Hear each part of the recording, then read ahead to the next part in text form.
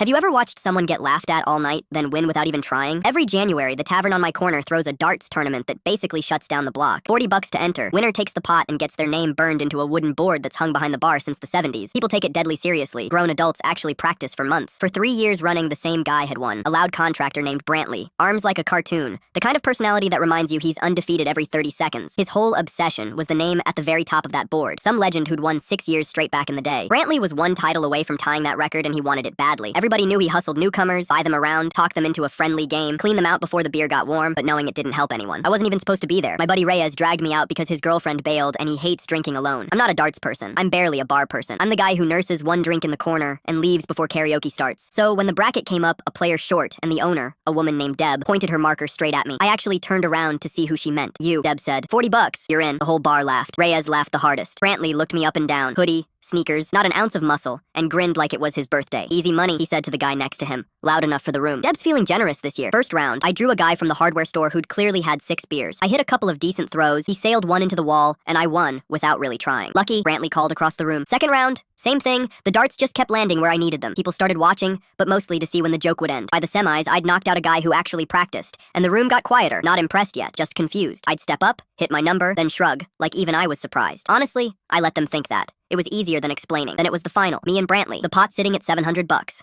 The bar packed 3 deep. Brantley rolled his shoulders and smirked. Last chance to forfeit, kid. No shame in it. That's when something in me just clicked. I stopped pretending to be surprised. I stopped shrinking. I stepped up to the line and threw the way I actually knew how. Triple 20, triple 20, triple 20. The tightest grouping that board had probably seen in a decade. Brantley's smirk started sliding. I checked out on a finish most people wouldn't even attempt. Double 16. Called it before it landed. He barely got to throw. When it came down to the final leg, Brantley leaned in close. Voice low, so only I could hear. You'll choke. Your type always chokes. I didn't even blink. I lined up the last shot. The whole bar dead silent, and buried the double to win it. The place exploded. People screaming, banging the tables, spilling drinks. Reyes was losing his mind. Brantley just stared at the board like it had personally betrayed him. 3 years undefeated, gone in a match he barely touched. Deb climbed up onto a stool with a fresh beer and waited for the noise to die down. Some of you don't know who you just watched, she said, grinning, and pointed her marker at the very top of the board. The 6-time legend Brantley had spent 3 years chasing. A name I share. That was the best thrower this bar ever had, Deb said. Ran a league here for 20 years before he passed. She looked at me, then back at the crowd. That's his kid. Who do you think put a dart in this boy's hand before he could ride a bike? The bar went quiet, then erupted all over again. I walked over, pulled my dad's darts, the real ones,